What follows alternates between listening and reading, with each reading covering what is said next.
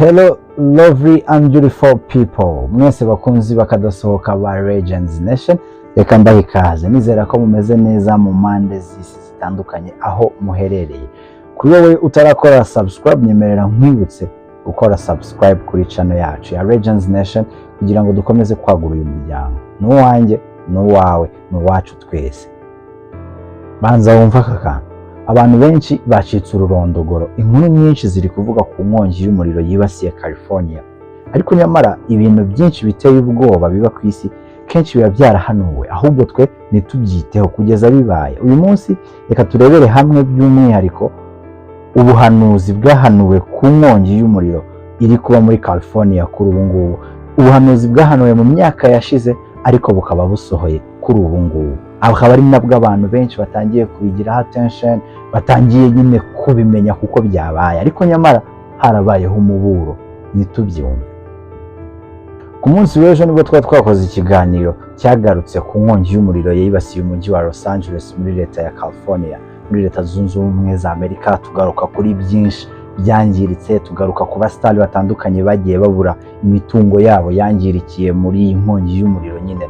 Ariko uyu munsi inkongi y'umuriro ubu si cyo kibazo, ahubwo munyemerere twibaze, ese koko iyi nkongi y'umuriro yibasiye Los Angeles yatewe n'uburakari bw'Imana? Hari benshi bari kubigereranya n'inkuru zitandukanye zo muri Bibiliya twagiye twumva, bakagira naho bagereranya umujyi wa California n'irimbuka ry'umujyi wa Sodoma na Gomora, umwe mu nkuru ziri muri Bibiliya twumvishe zikomeye cyane z'umujyi wakongotse ugakongoka biturutse ku byaha by'abari bari butuyemo, ariwo Sodoma na Gomora, byose bitewe n'ubujinya w'Imana n'uburakari bwayo yari yagiriye abantu bo muri uwo mujyi wa Sodoma na Gomora kubw'ibyaha byabo byari byiganjemo ubusambanyi n'ubutinganyi. Benshi bakaba bari kurenga iyi nkongi y'umuriro, iki kiza kibasiye California, bakabigereranya n'iyi nkuru ya Sodoma na Gomora, babiha urwego rw'umujinya w'Imana. Ibyo byose nibyo tugiye kongera kugarukaho muri iki kiganiro. Nongera kwibutsa wowe utarakora subscribe, ntugende udakanze kuri subscribe, n'inkunga ikomeye ubugeneye ibikorwa byacu. Nibisanzwe njye mwumva ndi Mico Myiza Axel, bahaye ikaze mu muryango mugari wa Legends Nation. Ubundi benshi iyi nkongi y'umuriro, ubu turatangiye rero. Ubundi benshi iyi nkongi y'umuriro yibasiye Los Angeles bari kuyihuza n'umuvumo w'Imana biturutse mu birori bya Golden Global Awards. Golden Global Awards ni iki? Golden Global Awards ni ibihembo bitangwa muri leta ya California, bigahabwa abakinnyi b'amafilme, abaproducer n'abadirector ba filime ndetse n'abahanzi bitandukanye, kuko murabizi ko Hollywood ni agace k'imyidagaduro cyane cyane sinema na filime na entertainment muri rusange. Ibirori rero byabaga ku nshuro ya 82. Urumva ko ni ibirori bimaze igihe bikorwa, n'ibihembo bimaze igihe bitangwa. Kuri iyi nshuro byabaye ku itariki 5 z'uku kwa mbere turimo.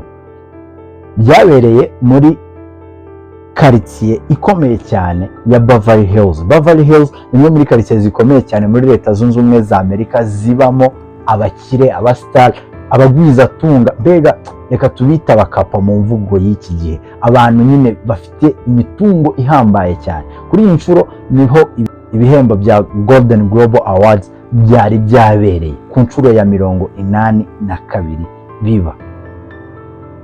Byabaga rero nyuma y'uko bari bageze hagati bari gutambika ibihembo, umwe mu bagore witwa Nikki Blazer. Nikki Blazer ni umwe mu bakomedian beza cyane muri leta zunze ubumwe za Amerika, bamaze n'igihe babirambyemo.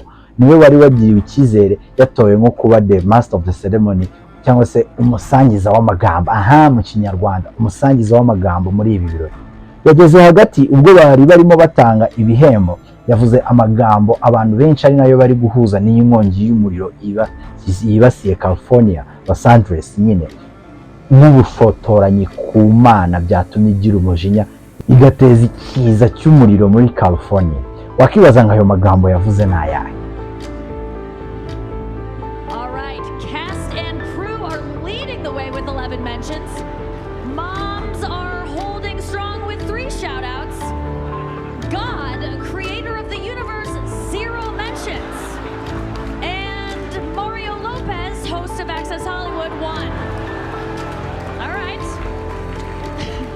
No surprise in this godless town.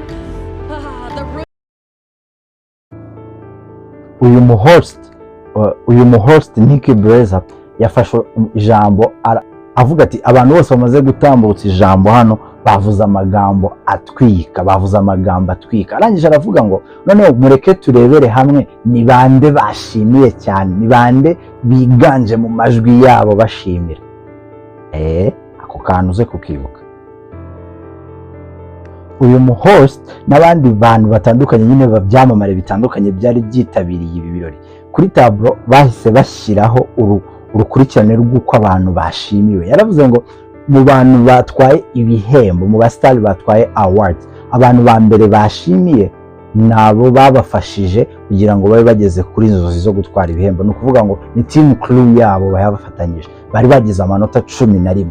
Noneho undi muntu wa kabiri wari washimiwe cyane ni mama, ijambo mama cyangwa se umubyeyi mama, washimiwe na bamwe mu ba star batatu bari begukanye igihembo. Kwa kundi uvuga ngo ndashimira mama wanjye yambaye hafi mu rugendo rwanjye, iki gihembo niwe nyituye, ndamushimiye cyane. Ubwo team crew yashimiwe na amanota 11, uwa kabiri wagiye andi manota ni mama mu ba star bashimiye. Noneho umva andi magambo bahise bakurikizaho rero. Abantu benshi bafashe nk'ubushotoranyi ku Mana, ari nacyo nshaka kugira ngo wumve cyane. Nyuma yo kuvuga team crew abo bashimiye mama wabo, uyu muhosta we yahise avuga ngo Imana umuremyi w'isi yabonye 0. Vuga ngo mu bari batsindiye ibihembo byose nta numwe wigeze avuga ngo ashimiye Imana. Vuga ngo the God, the earth creator gets 0 mention. Imana umuremyi w'isi yabonye 0. Abantu bose bari bari aho ngaho muri sale babigira imiseko, baraseka, barakwemenuka. Mbega mu Kinyarwanda y'abantu basetse cyane mu Kinyarwanda bavuga ngo no gukwemenuka. Ibyo nibyo bakoze, ibyo byafashwe ni kimwe mu byarakaje Imana kuko ni ukwikwena. Nkaho ibyo bidahagije, uyu mugore nyine wari wahostinze nka MC muri bino birori yaregejeho akantu aravuga ngo no surprise in this godless town. Ni kuvuga ngo nta gitangaje muri uyu mujyi utabamo Imana, umujyi wa California utabamo Imana. Nitugaruka inyuma muri Bibiliya turaza gusanga umujyi utaremo Imana ibyawubayeho. Nyine uwo ni umujyi wa Sodoma na Gomora. Nyuma y'uko rero ayo magambo yose yavuzwe, abari bitabiriye ibirori bakaseka bakamera nk'abantu bari kumokinga Imana, bari kuyimwaza, nibabiha agaciro. Nyuma y'amasaha atagera no kuri 48, 47 gutyo, inkongi y'umuriro nibwo yahise itangira muri California, muri Los Angeles. Kugeza n'ubu ngubu ibintu bimaze kwangirika ni byinshi, abantu bamaze kuhaburira ubuzima ni benshi. Mbega ibintu byakomeje kuba urusobe.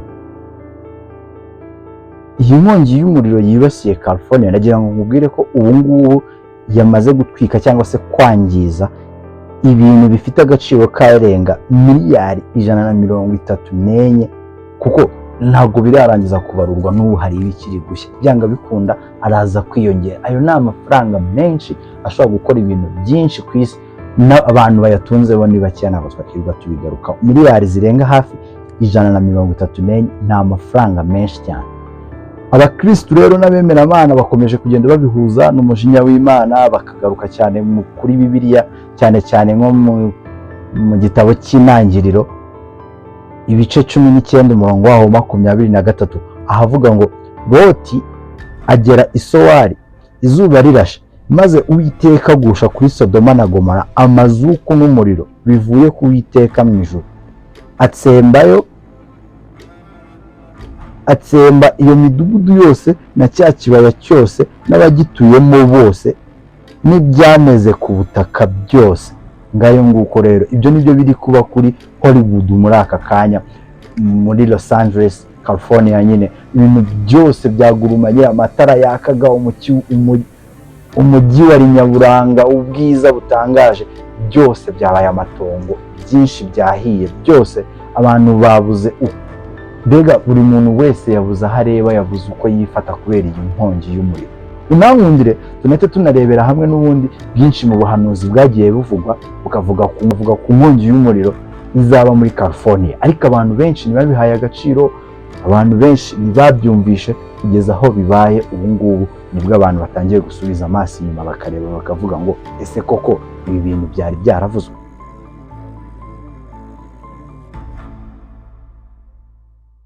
Umwe mu buhanuzi abantu benshi batajya bitaho, akenshi abantu bakeka ko ubuhanuzi buba bwavuzwe n'abakozi b'Imana cyangwa undi muntu, nyamara aba bahanzi cyangwa imyidagaduro yo muri Amerika urwego igezeho, hari igihe bo ubwabo baririmba ibintu bakabiririmba mu gihe runaka, ibyo baririmbye bikazabaho mu gihe kiri imbere. Ibyo nabyo biba bikwiye gufatwa nk'ubuhanuzi, kuko ni kenshi byagiye bivugwa nk'icyorezo cya COVID-19. Hari filime nyinshi zitandukanye bagiye bakinamo ibisa nkabyo, ntitumenye ko ari ibintu biri reality bizabaho, tukaza kwisanga nyuma byabayeho, akaba aribwo dusubiza amaso inyuma koko tukabona ko ibyo bintu twabirebye muri filime ariko ntitubyiteho.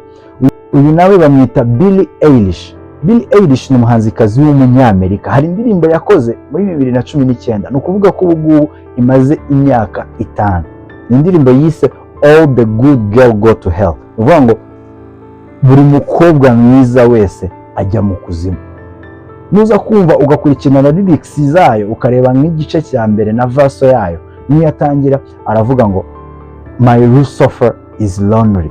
Ni ukuvuga ngo Luciferi wanjye afite irungu. Luciferi turamuzi twese ni sekibi, ni shitani. My Lucifer is lonely.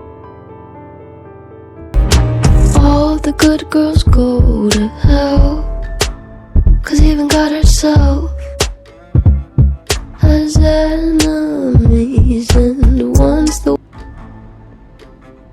uyu muhanzikazi w'umunyamerika Billie Eilish nyine muri iyi ndirimbo ye yise All the Good Girls Go to Hell akomeza avuga amagambo akomeye mu gitero cye cya mbere, avuga ngo standing there killing a time, I can't commit anything but a crime. Ni ukuvuga ngo magaze nangiza igihe, nta kindi kintu nshobora gukora uretse kwisanga mu byaha.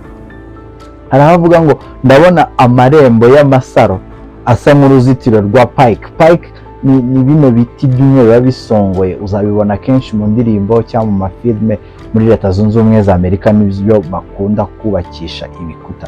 Avuga ngo ayo marembo umaze kuyinjiramo imbere ubona inshuti, ariko ntushobora kuzitumira. ngo once you get inside you get a friend but you can't invite them. No, agahita avuga nyine icyo twakita nkaho yasaga nk'uri guhanura, akavuga ngo here's burning in California. Ni ukuvuga ngo imisozi yaka muri California. Ngo my time to ignore, don't say I didn't warn you. Ngo nicyo gihe cyane cyo kubyirengagiza, ariko ntimuzavuge ko nababuriye. Agahita avuga ngo all the good girl go to hell. Vuga ngo buri mukobwa mwiza wese ajya mu kuzimu. Akongeraho akantu avuga ngo cause even God herself has an enemy. Ngo kubera ko n'Imana ubwayo igira abanzi.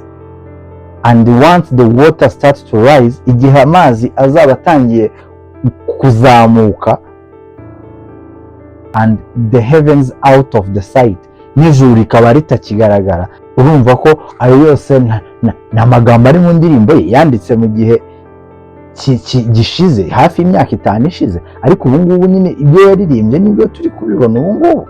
Sinzi ntawe ushobora kuza kuyireba cyangwa se ukayumva lyrics. Indirimbo yitwa All the Good Girl Go to Hell, ukaza kwirebera byinshi bitandukanye, n'abandi bantu bagiye bahanura iby'inkongi y'imiriro babivuga, ariko icyo gihe babivugaga n'ibyahawe agaciro. Ahubwo ubu ngubu nibwo tubihaye agaciro kubera ko tubona ko bya bindi bavuze biri kuba nyine.